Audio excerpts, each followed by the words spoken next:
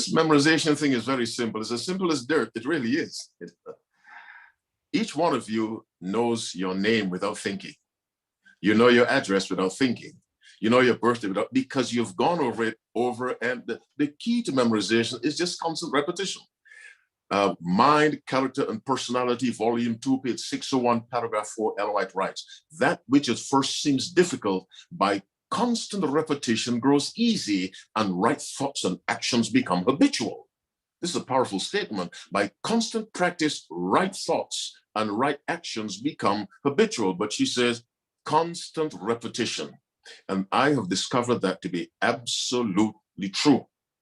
No professional athlete reaches the levels of skill they attain unless they practice hours and hours virtually every day. It is constant practice, but before the practice, you must see the value. If you value something, then you go after it. If I'm walking down the street, I see a penny on the street, I leave it on the street.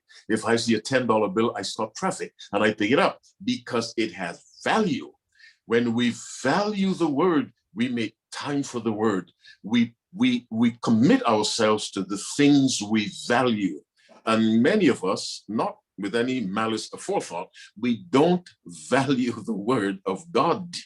We just don't. Well, it's nice, we respect it, but we don't value it as a life-imparting reality. When you value something, young people know the songs to all the popular secular songs that have no spiritual value. They know them without thinking. Bring that same memory to the Bible, but make it a regular scheduled event. You'll be shocked and surprised at how God will bless the memory. It is not magical.